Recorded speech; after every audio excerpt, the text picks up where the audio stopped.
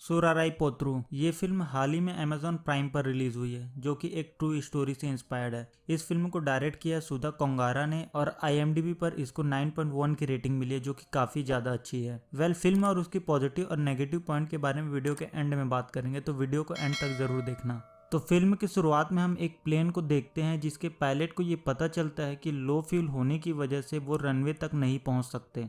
Pilot एक दूसरे runway authorities को अप्रोच करता है, पर due to some technical reason वे लोग उस प्लेन को लैंड करने की परमिशन नहीं देते हैं। मारन पायलट को गाइड करता है कि पास ही एक एयरफोर्स के रनवे है, तो वो वहां प्लेन को लैंड करे। पायलट प्लेन को रनवे में लैंड करने की कोशिश करता है, पर प्लेन क्रैश हो जाता है और सभी लोगों को अरेस्ट कर लिया जाता है।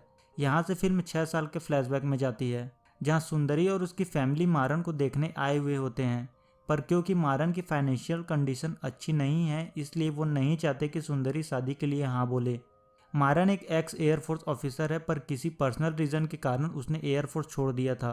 मारन एक एयरलाइन स्टार्ट करना चाहता है ताकि छोटे से छोटे आदमी को उस प्लेन में सफर करा सके। रात में मारन और सुंदरी बात कर रहे होते हैं और यहाँ हम फ्लैशबैक में देखते हैं कि मारन के पिता एक स्कूल टीचर थे और एक अहिंसावादी इंसान थे, और उन्हीं की वजह से गांव में बिजली आई थी। पर अभी भी गांव को पूरी तरह से डेवलप नहीं किया गया है। मारन के गांव में कोई भी ट्रेन आकर नहीं रुकती और इसी वजह से गांव का डेवलपमेंट नहीं हो पा रहा है। मारन चाहता है कि गांव में ट्रेन आकर रुके और वो सरकार के खिलाफ एक प्रोटेस्ट करता है। मारन के पिता और मारन में इस बात को लेकर झगड़ा हो जाता है और उसके पिता उसे थप्पड़ मार देते हैं। मारन इस बात से नाराज होकर घर छोड़कर चला जाता है और एयरफोर्स ज्वाइन करता है।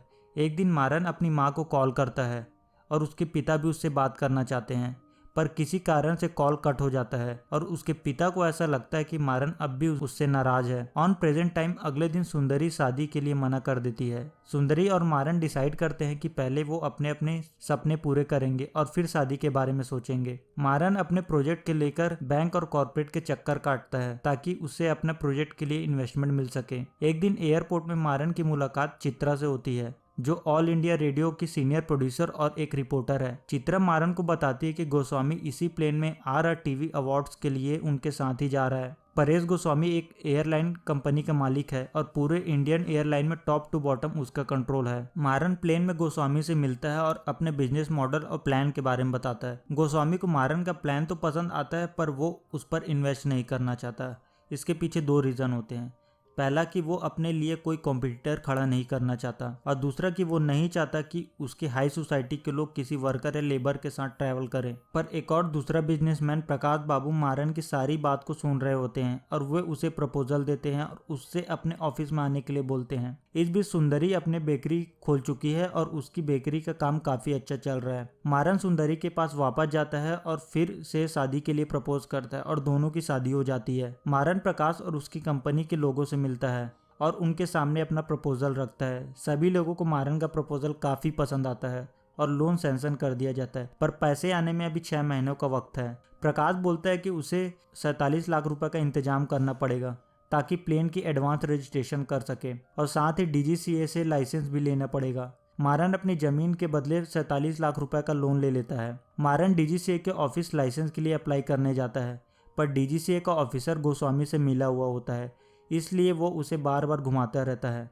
एक दिन मारन रेडियो में सुनता है कि चित्रा प्रेसिडेंट के इंटरव्यू लेने जा रही है। उस समय इंडिया के president doctor APJ Abdul Kalam थे। मारन चित्रा से मिलता है और उसके असिस्टेंट बनकर जाता है, पर गार्ड्स उसे पकड़ लेते हैं, पर प्रेसिडेंट उसे मिलने के लिए तैयार हो जाते हैं। मारन प्रेसिडेंट को अपने सारे बिजनेस प्लान को बताता है और प्रेसिडेंट उससे एक रेफरेंस लेटर पर साइन कर दे देते हैं। यहाँ हम फ्लैशबैक में देखते हैं कि मारन के पिता को हार्ट अटैक आता है, पर उसके पास प्लेन के टिकट के लिए पैसे नहीं होते। इसी वजह से वो टाइम पर घर नहीं पहुंच पाता और इसी वजह से उसकी माँ उससे नाराज हो जाती है। इसलिए मारन डिसाइड करता है कि वो एक ऐसा प्लेन बनाएगा जिससे गरीब से गरीब आदमी अफोर्ड कर सके।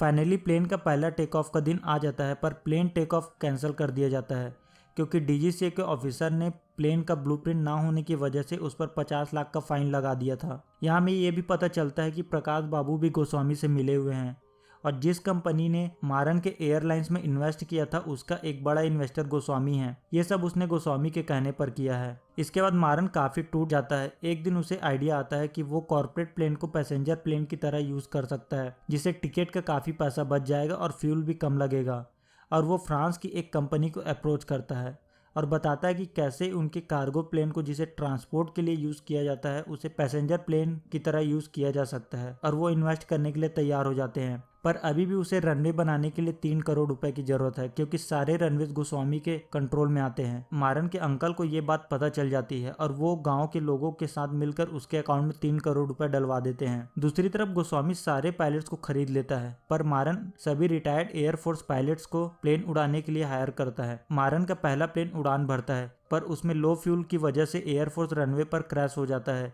क्योंकि गोस्वामी के कहने पर रनवे अथॉरिटीज ने लैंडिंग की परमिशन नहीं दी थी, जैसा कि हमने स्टार्टिंग में देखा था। मारन और उसके साथी को एयरफोर्स इंक्वायरी कमीशन के सामने पेश किया जाता है, जहां उस पर 25,000 का फाइन लगाया जाता है। मारन मिनिस्टर को दोबारा अप्रोच करता है और बताता है कि कैसे वो लोगों को 1 रुपये टिकट में प्लेन का टिकट दे सकता है, और पूरा प्लान समझाता है और दोबारा अपने प्लेन को स्टार्ट करता है। पर इस बार उसके प्लेन के इंजन में आग लग जाती है और मारंग पर डीजीसीए की इंक्वायरी कमीशन बैठती है। दूसरी तरफ हॉस्पिटल में सुंदरी एक लड़की को जन्म देती है। मारंग को पता चलता है कि कमांडर पायलट गोस्वामी से मिला हुआ है। कमांडर बोलता है कि उसकी फाइनेंशियल कंडीशन अच्छी नहीं थी, उसे पैसों की जरूरत थी, इसलिए वो लालच में आ गया। जिसके बाद डीजीसीए इंक्वायरी कमीशन मारन के ऊपर से सारे चार्जेस हटा लेती है, पर मारन को ऐसा लगता है कि लोगों का विश्वास उस पर से उठने लगा है। मारन रेडियो स्टेशन से गोस्वामी के बारे में सब बताता है कि किस तरह इन सब के पीछे उसका हाथ है। काफी कोशिश के बाद मारन का प्लेन दोबारा उड़ने के लिए तैयार होता है।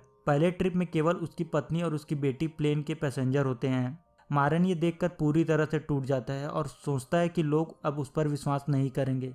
तभी उसका दोस्त वहां आता है और बोलता है कि ये सब उसकी गलती की वजह से हुआ।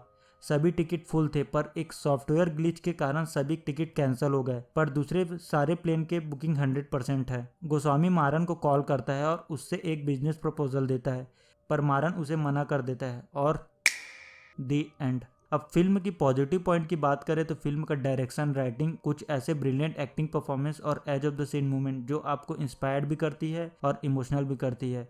अगर नेगेटिव पॉइंट की बात करें तो हिंदी ऑडियंस के लिए फिल्म की एक ही नेगेटिव पॉइंट है कि ये फिल्म हिंदी में अवेलेबल नहीं है, जिससे कि हम इस फिल्म को पूरी तरह से एंजॉय नहीं कर पाते। ये फिल्म पार्शली बेस्ड है डेक्कन एयरलाइंस के फाउंडर GR गोपीनाथ के लाइफ और उनके बुक सिंपली फ्लाई पर। कैप्टन गोपीनाथ ने ही 1 रुपये टिकट फ्लाइट की शुरुआत की थी। बाद में गवर्नमेंट ऑफ इंडिया ने इस प्रोजेक्ट को उड़ान के नाम से लॉन्च किया, जो आज भी चल रहा है।